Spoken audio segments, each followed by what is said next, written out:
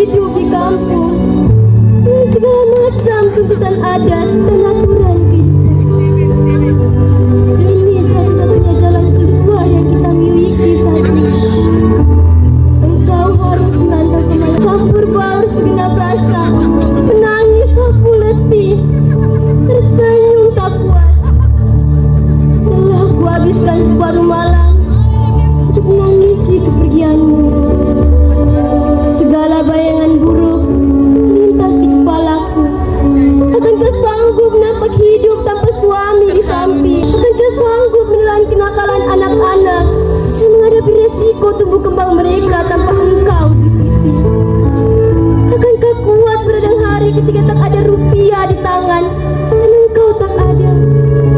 Akankah kuat menggadang hidup dengan segala urusan mati dan kawin di kampung yang lebih banyak memeras dompet ketimbang menyekolahkan anak-anak? Akankah aku bisa? Segalanya mampu kujalani bila kau ada di sini. Storm kapal membuyarkan lamunanku. Tampak engkau menyeka air mata di sudut mata. Aku sangat tahu engkau merasa terpukul dengan kepergian ini. Tapi aku kuatkan engkau, sanggupkan hatimu bahwa segalanya takkan lama. Aku dan anak-anak akan baik-baik saja adanya. Genggaman tanganmu semakin kuat. Tak ada kata, hanya air mata yang kian deras mengalir. Melihat ayahnya, Dio si sulung berkata, "Jangan lama-lama ya ayah. Dio ingin ayah pulang untuk sambut baru nanti. Cuma anggukan kepalamu membalas Dio. Terakhir, engkau mencium si kecil. Lama sekali engkau membungkuk bersama tubuh kecil Zenith. Entah apa yang ingin kau katakan pada bocah itu. Aku yakin engkau pasti menyesal karena tak mendengarnya memanggil Dika untuk pertama kalinya. Zeni tertidur dalam gendonganku.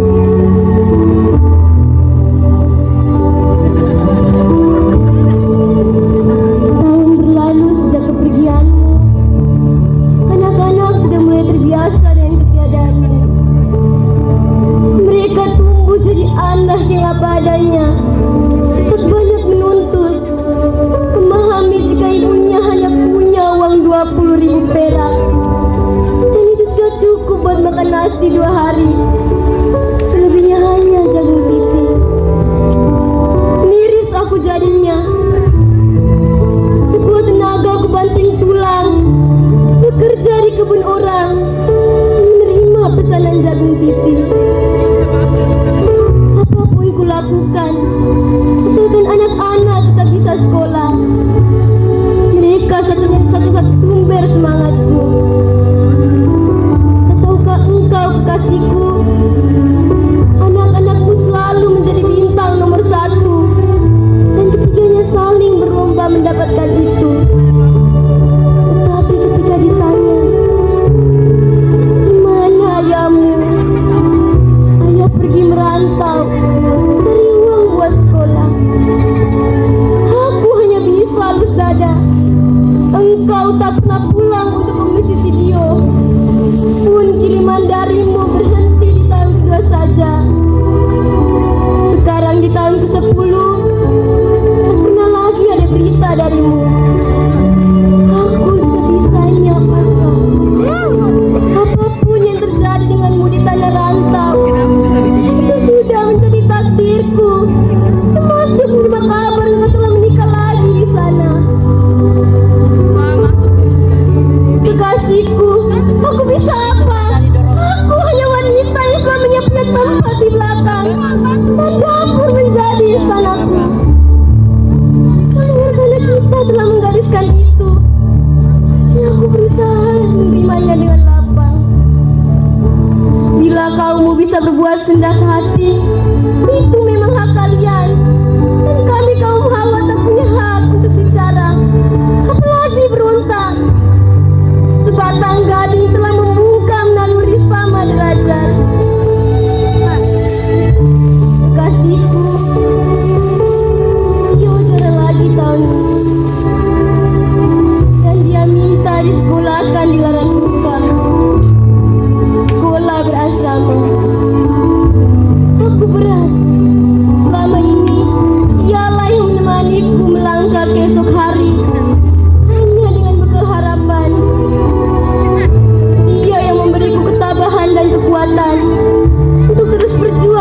aku nyaris putus asa.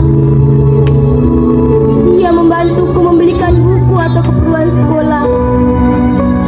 Kau tahu kekasihku, itu didapatnya dari upah memetik kelapa.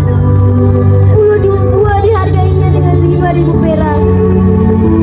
Aku menangis ketika untuk pertama kalinya Dio memberi hasil keringatnya itu padaku. Kau tahu berapa? 50.000. Kupeluk anakku dan kami menangis bersama-sama. Sekecil itu, dia harus rela membuang masa bermainnya dengan bekerja membantu ibunya. Aku melihat diriku. Dio begitu bersemangat menjalani hidup. Mengapa aku harus menyerah? Aku harus menjadi lebih kuat. Ketika mereka lemah, aku bisa jadi sandaran buat mereka. Dio melaju semakin cemerlang. Tingkat menengah dan lanjutan dilaluinya tanpa kendala. Disusul Esa dan Zeni. Karena budi baik, mereka diberi beasiswa. Kembali tak pernah ada kabar darimu. Anak-anak ini telah menempuh studi di luar daerah. Tinggal aku sendiri terbenam dalam penantian yang tak bertepi. Sedang apakah kau di sana, kekasihku? Sepotong cermin kecil di dinding rumah ini tak mungkin menipuku. Raut wajah termakan usia dan hiasan perak bertengger sempurna di kepalaku sudah beranjak keriput. Aku tetap wanita yang menyimpan segala duka ditinggal suami, sendiri berperang dengan waktu membesarkan dan mendidik anak-anak. Dan mereka sedikit pun tak pernah mempersoalkan ayahnya yang pergi tak kembali. Segunung kerinduan mengejar hampir di setiap mimpi. Mengapa takdir dengan kejam tak izinkan kita bersama-sama melewati senja hari di Gubuk Hoyok ini? Mengapa tangisku seolah tak bersuara di sudut malam paling gelap ketika sebagian mimpiku hadirkan kau begitu dekat? Tak bisakah waktu membawaku memandang kau cintaku yang dulu selalu kupuja-puja? Kasihku, kami tidak lagi tinggal di kampung. Dia telah berhasil meraih mimpinya. Rumah besar dan cukup bagus ini membawa kami berempat berteduh di bawah atapnya.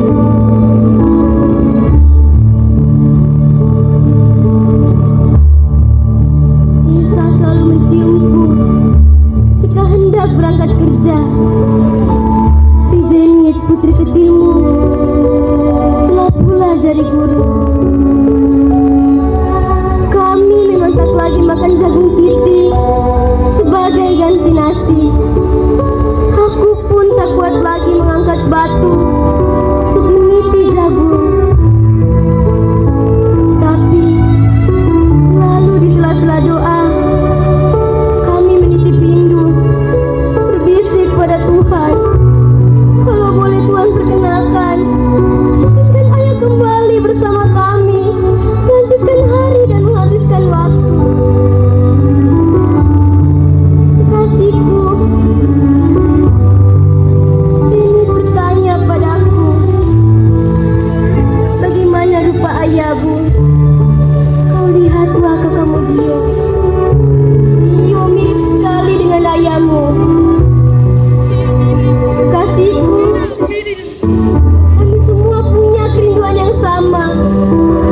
Bukan pada dolar yang kau bawa untuk kami, atau emas Malaysia yang konon bagus dan mahal harganya, tapi pada bikal yang seperti dahulu kami hantar menuju tangga kapal,